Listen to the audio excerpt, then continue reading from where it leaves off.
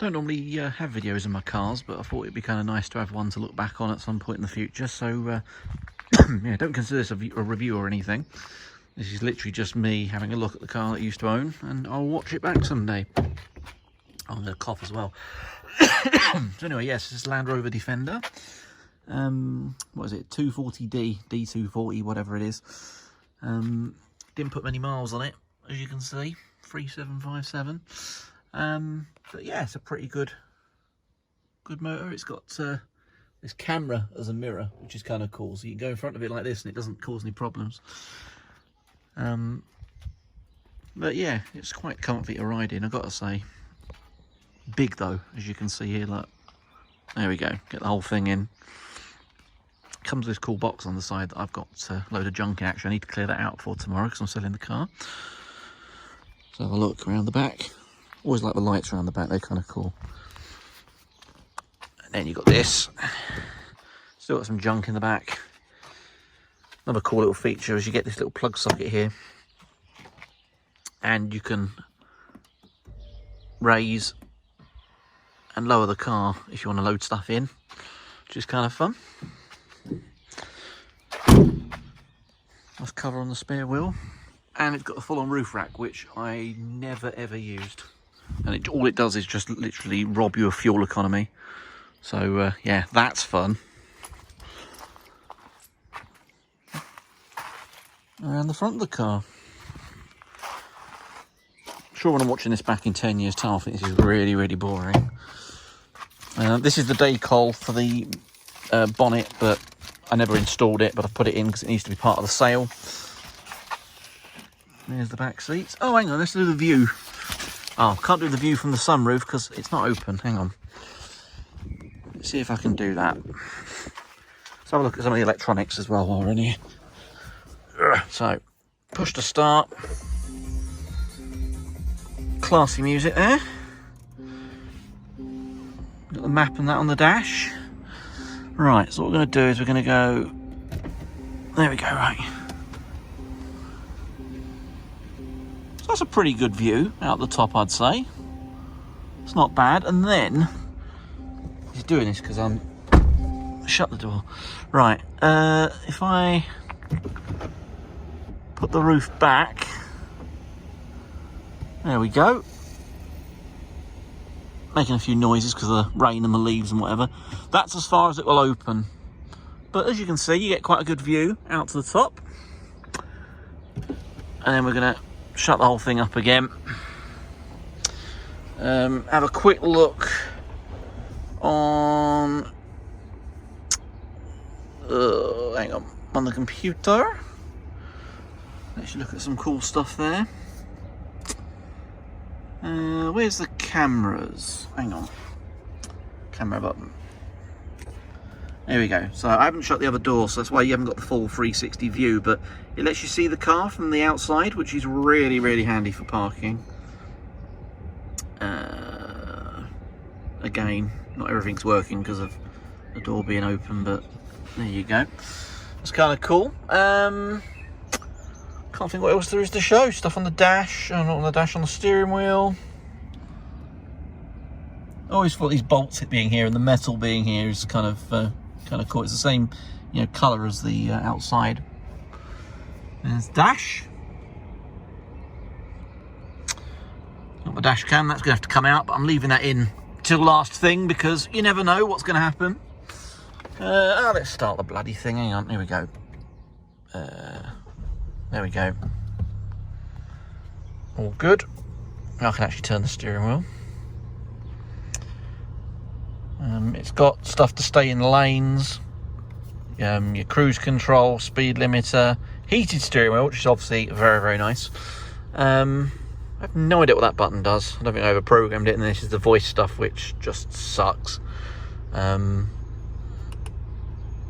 yeah, let me shut the door, make sure these warning lights go out.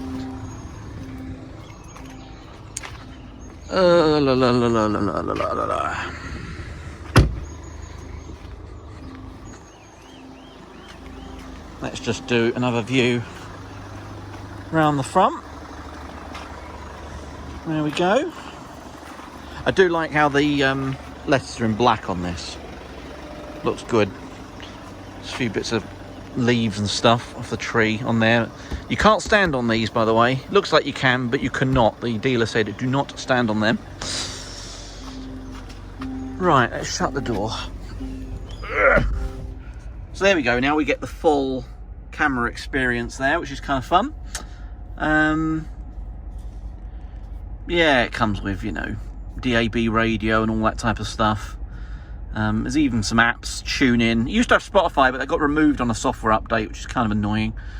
I've got to work out how to kind of log myself out of this system. Yeah, I can log myself out here, sign out, remove profile. So once I've sold it and handed it over, I'll do that bit. Yeah, you can do some cool stuff with the dash. You can change it to be like all map, or you can have it like with 2 dials. I just went with this just because it splits it into like media on that side and map on that side. The map isn't that useful at that size unless you're like in the middle of town and you're trying to catch roads out and stuff. You're not unfamiliar with the area. I guess it's kind of good. This is where you've got this is like your CarPlay and stuff. You just plug your phone in there. Oh, and how did I miss this feature? Well, of course I've kept my candy in there, and my mask. We'll get rid of them. It's a fridge, so yes, you can turn it on and bam, you've got a fridge. How cool is that? Yeah, it's pretty neat. The only annoying thing is you get sort of these cup holders and whatever get a little bit scuffed and stuff, but you can't really help that in a car, can you, when you're using it and you're drinking and, you know, whatever. Yeah, so that's the only thing that annoys me sometimes. Oh, glasses holder, which again I've taken those out. Now let's shut this up again. There we go. I think that's it. I think that shows everything working to a certain extent. Yeah, the engine, I mean, the engine's actually quite quiet from the inside. And in fact, you can hear the aircon more than you can hear. So yeah, the aircon's weird. You have to like, yeah, change it separately. See if we can hear it now.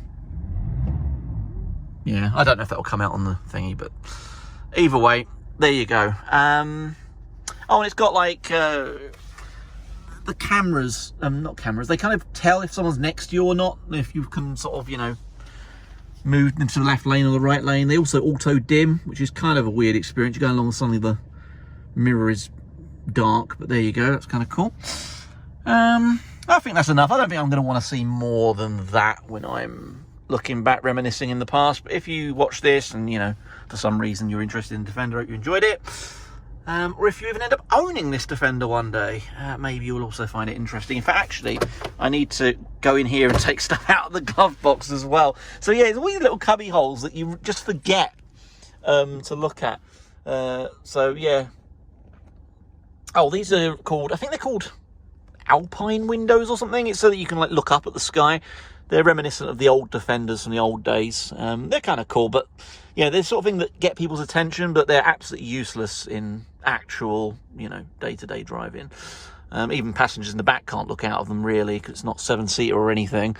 But yeah, you get lots of room in the back, which I quite like. I've got some little dents on the leather there because I've just had a car seat in, so I'll just give those a little rub.